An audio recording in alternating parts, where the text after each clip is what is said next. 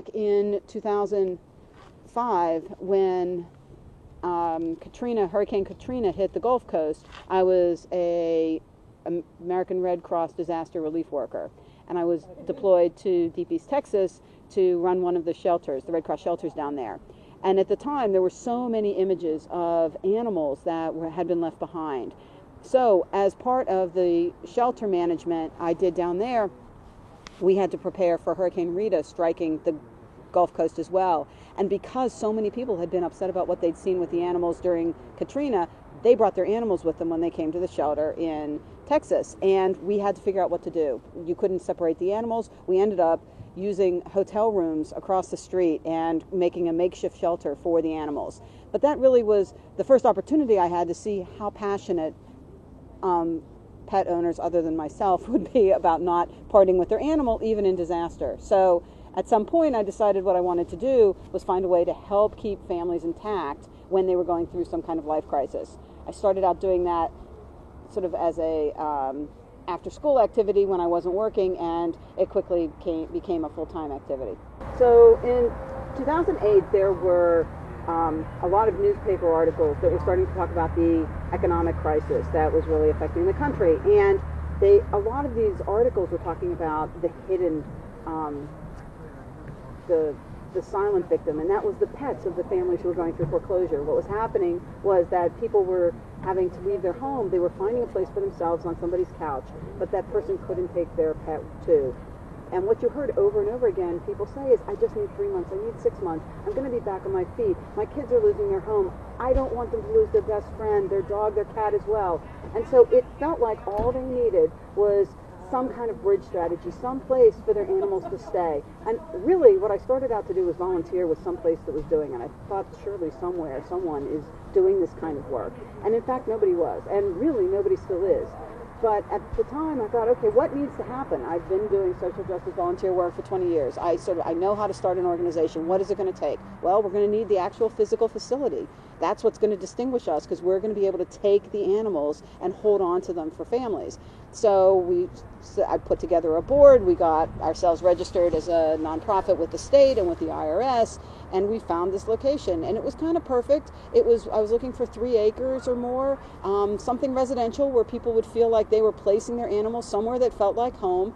And the model was that you needed to be willing to work for the next 3 months, 6 months, however long you were placing your animals with us. You were going to work to get to a point you could take your animals back. Our reunion rate is incredibly high, so it's between 85 to 90% of the animals that come to see our farms actually go back to their families.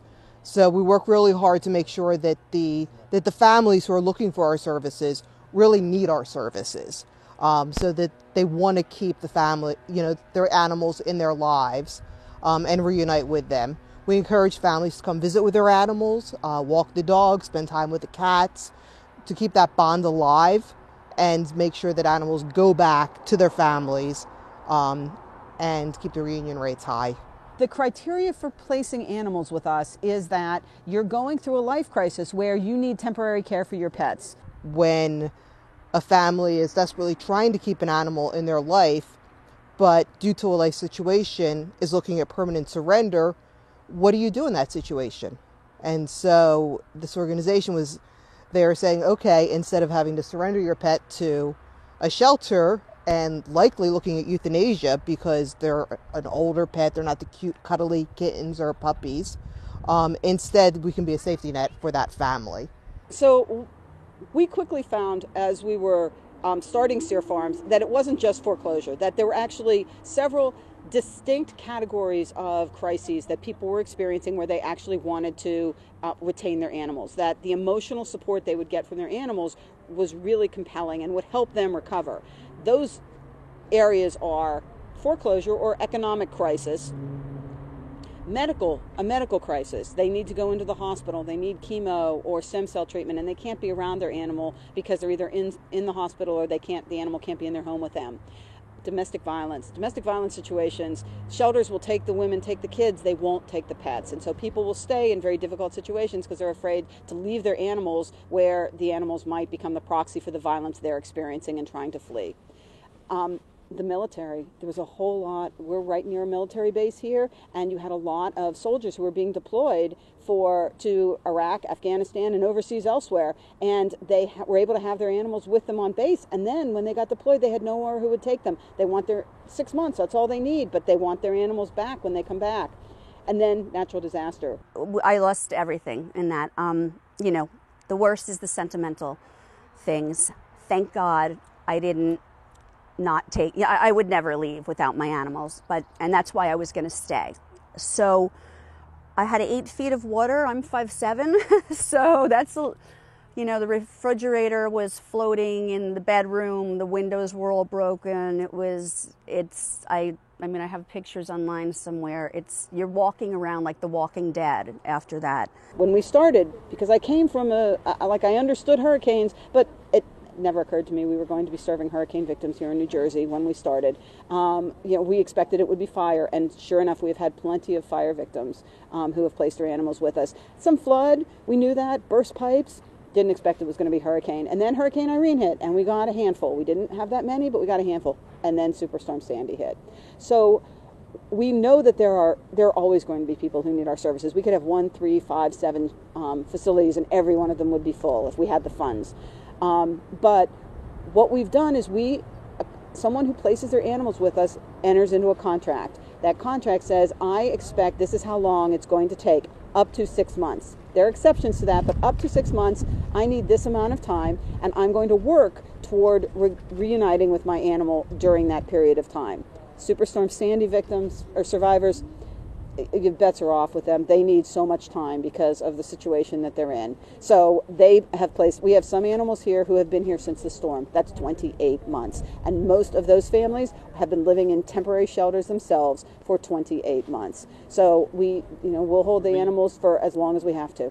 I was made about 3 weeks ago to leave again because I applied for the grant, so they're lifting the house now. So what involves, all of a sudden, I needed to be out in 2 days, and they were going to be they were taking the house down next door. I'm living between 2 condemned houses. I still have the external part of my home. And that means Caterpillar trucks, bulldozers, loud noises, all this stuff. And these guys are they trust only me, or did trust only me. And I had nowhere, I looked everywhere. I'd used up all my friends and family for other rescues and during Hurricane Sandy.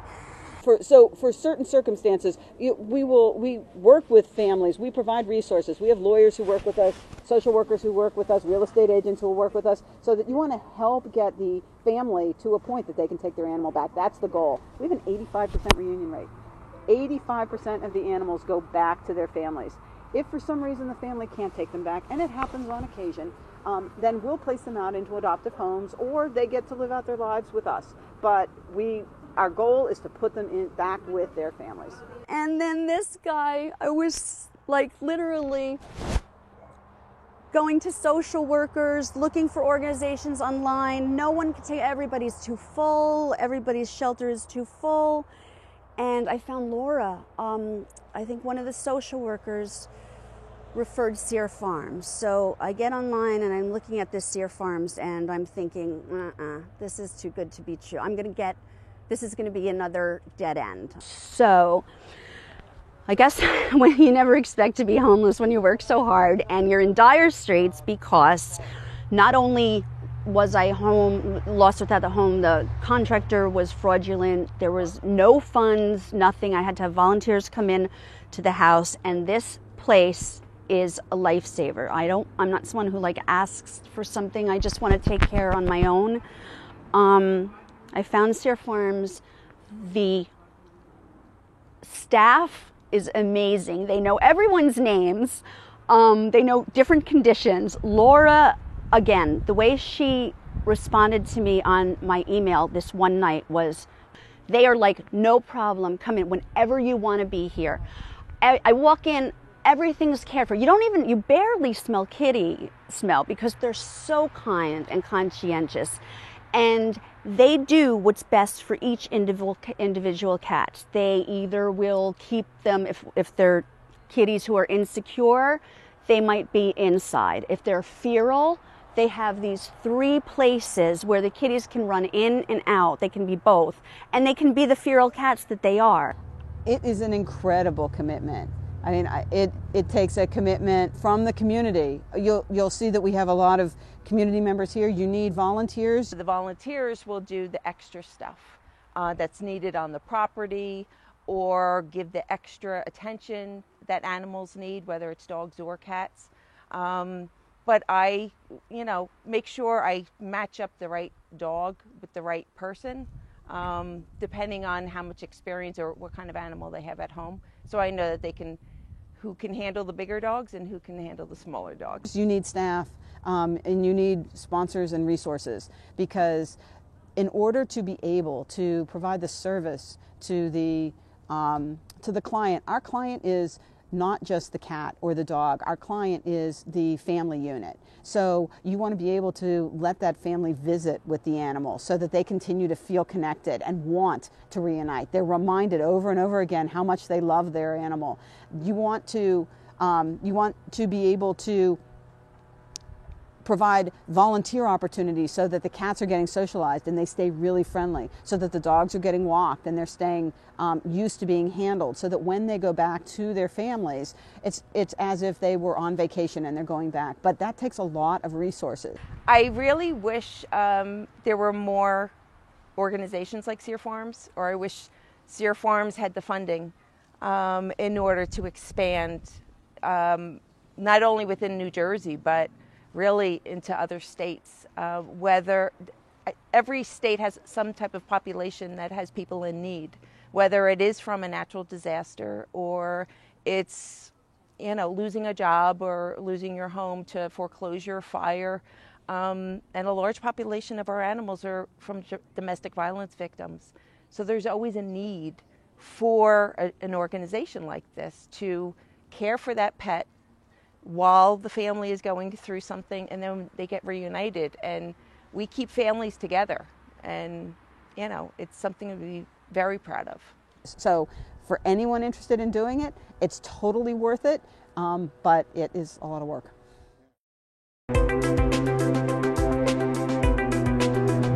My name is Debbie and I live in Port Monmouth, New Jersey, and my house was devastated by Hurricane Sandy. There was about 5 foot of water throughout the whole first floor. We received a lot of help from a lot of different places, FEMA money and grants to have our house lifted. But when all that ran out, there's still more house to fix. All the volunteers have been wonderful. They come in 6, 8, 10 at a time. In 2 days they got the floor down. They come back 2 days later, they put another floor down. They come back a week later and put up walls. They supply the material, the doors, the work, the time. And without them, we wouldn't have come as far as we have. We still got a lot more work to do, and thanks to the volunteers of St. Bernard Group, St. Bernard Program, and anyone out there that's willing to come and help, there's a lot more families like mine that still need your help. Thanks. It's definitely, given that I think we're 3 years out from the hurricane, it's devastating. The fact that right now we're in a home where the entire ground floor was underwater, is no longer finished, and the family has to live upstairs.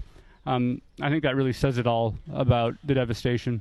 The only thing I'm noticing is it's very apparent in the neighborhood and just this general area that there's so much work that still needs to be done. The most important thing is just getting people involved and getting people out here. These people were displaced from the hurricane, and it's very sad. It's been a while since they've been back in their home, and they've put a lot of money and time already into rebuilding their home. Many houses have been affected. There are flooding, people were displaced. I myself was out of power for a significant period of time, but overall we are making significant effort in recovering, and we are well on our way to recovery. In light of the fact that there's still some devastation out here as a result of Hurricane Sandy, people like me are just getting involved, donating a few Sundays of our time, looking to just do something to be helpful. I mean, it's a gorgeous day. What else would we be doing on a weekend, you know? This was a very tragic situation for us, my children and I. Being a single mom and having to deal with their emotional part of it and seeing what's going on and losing so many things in our home. But we stuck it out and we stayed strong. We basically lived a long camping trip. I enjoy camping, but this was not a camping trip that I wish to go on ever again. It was a long, rough trip. So why I got into it, I love construction, first of all, and then I also love helping people. So it's just, it works together. It's like I'm helping people and doing what I love. So it's not like it's work for me. It's something I can come do every single day and just love it. Getting out of it is just seeing people, you know, after a storm, they just want to be home. You know, that comfort of home, and not being able to fully be home, fully relax in your house, being able to see someone once they are able to come in, shut the door to their home and just feel at rest. Like that feeling, welcoming someone home, is the best feeling ever. Hi, my name is Ed Gomez. I work for Credit Suisse. Several times a year, Credit Suisse and Habitat work together to provide volunteers. It's actually a great opportunity for our company to provide awareness of what Habitat does for the community, and for the volunteers from Credit Suisse to give back to the community. It's a great opportunity for everyone. It's just it's helping your neighbor the same way you would hope that somebody would help you if you were in the same situation. There's not a whole lot more to say. It is one of those things where you can see the results and the families can see the results, and we're nowhere near finished. So there's so much more to do, and I hope that we'll be able to come back again, and I hope you'll be able to join us. Even although there is significant effort has been made and there is significant recovery has been done, there's still a lot of work to be done. You need to reach out to your fellow members of your community. It doesn't matter if it's your church, your workplace, your neighbors. Reach out, give some help, give a helping hand. It doesn't matter how small or large or what you can do or you can contribute. Some of us have skills, some of us don't have skills. I myself, I'm just lifting a pickaxe today. I'm not skilled like the other workers, but I'm doing what I can to help the fellow members of my community. Hi, my name is Mill, here with Barron Builders. I'm so excited that we got to help all these families this weekend. We went to 3 different places. We made a difference. We did siding and we did cleanup and we removed some flooring, and we really helped some families get one step closer to being back into their homes. But we could really use more volunteers out here to help more families and even help with the same families to get them a few steps closer to moving back. There is still a incredibly large need for more volunteers because there's a huge number of houses that still have damage that need to be repaired and put back into service. So please consider coming out and volunteering. It doesn't matter if you don't think you have any skills. There are unskilled jobs, and it's a great experience. There's still plenty more families that need help, though, and we would appreciate any other volunteers that would like to come down to the Jersey Shore and help out. So just think of it as a chance to a fun weekend. You meet some cool people, have some good times. It's good work. It's rewarding work, and again, we'd appreciate all the help we can get. So here I am 2.5 years after the storm, and I'm blessed with having my home redone. And this is supposed to be, they're proposing about a 2-month project. And from there we'll, my children and I will move back in and make it our home again. And a healthy home. And but unlike myself, there are still hundreds of people in this town that still do not have a home or are still in the process of building their home. I can only say that everyone should reach out and give a little. do a little volunteer work. It's a good thing.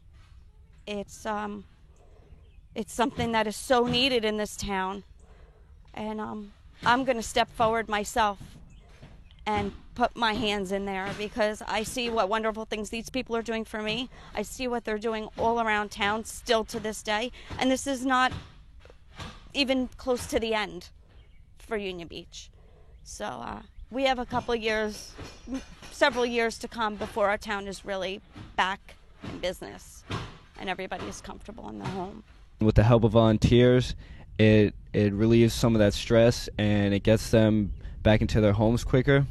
It's a good way to give back to the community. You know, it's hard to imagine just one day waking up and your house is wiped away from you, and it's just a great way to volunteer, give back. Like I said, I think everyone should do this.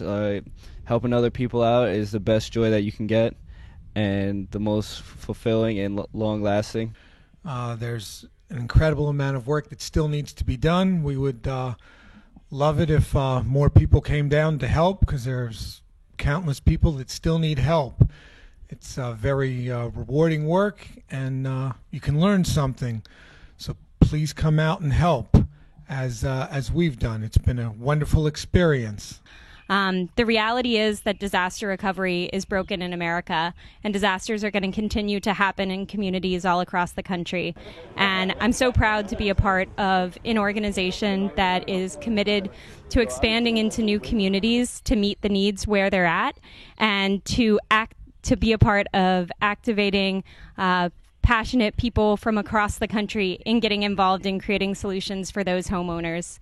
Our volunteers are integral to allowing us to properly leverage funds to make it possible for as many families to come home as possible. And their energy and positivity is just an inspiration for me as a staff member, as well as for many of the homeowners that we serve, to remind them that the entire country is behind them and they're not forgotten.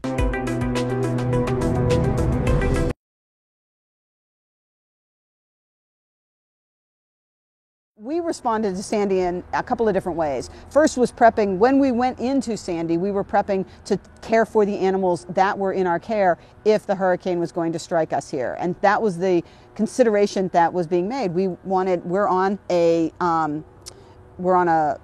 a pump for our well, so if we lose electric, we're going to have a worry about water. If the storm hits and places are closed, we want to make sure we have enough food. So it was all about stockpiling, and it was about making sure that we were going to be able to have the staff. We have quarters where people can stay over. Make sure the animals will be safe if the storm hits, which of course it did. We also want, because of who we are, we expected that we might get calls from people in advance of the storm wanting to place their animals with us. Based on what happened with Irene, we figured people would probably wait, but we were prepared in case. And in fact, we didn't get pre-Sandy calls. However, immediately after the storm, as people started trying to figure out what was going to happen, they're in shelters and what's going on with their pets, there was increasing hysteria as the barrier islands were inaccessible, and people had left their animals there thinking that they were evacuating simply overnight and they'd be back in the morning. And so what we had to do was be part of the rescue process, where they were sending teams out onto the barrier islands to extract animals that were trapped over there. And one night we got a call. I had one of my board members was on one of the extraction teams. We got a call from her saying they had a semi-truck of 88 animals that was loaded on the barrier islands. It's 5 o'clock at night. At 5 o'clock at night in November, it's November 5th, 5 o'clock at night, it's dark, and we have no electricity. We'd lost it during the storm. So we're in the dark, and it's dark. We got a call. We will, 6 o'clock that night, we're full, 88 animals.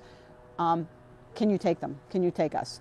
And I said, how long? And he said, well, we should be about 3 hours. So we had then 3 hours to plan for the arrival of 88 animals. What they told me was they were going to need to swap the animals out of the temporary carriers they were in. So I needed to be prepared not only to accept 88 animals, but to put them in something else, because they couldn't stay in the carriers they were in.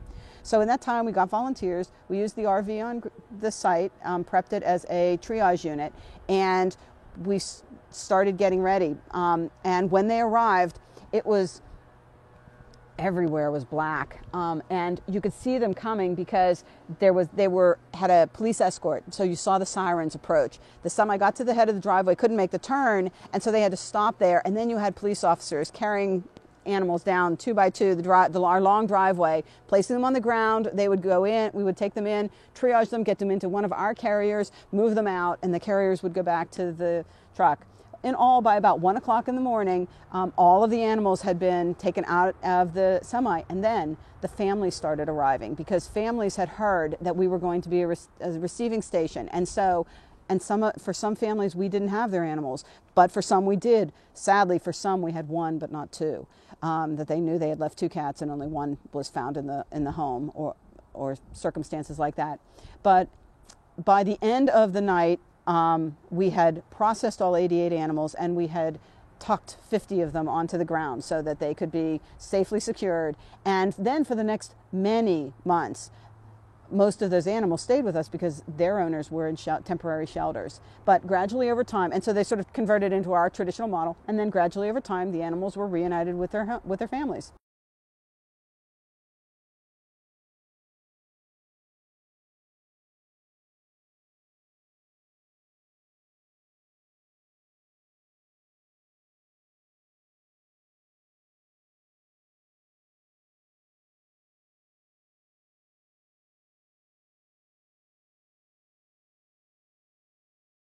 Join Travel Television for stories of travel for a purpose.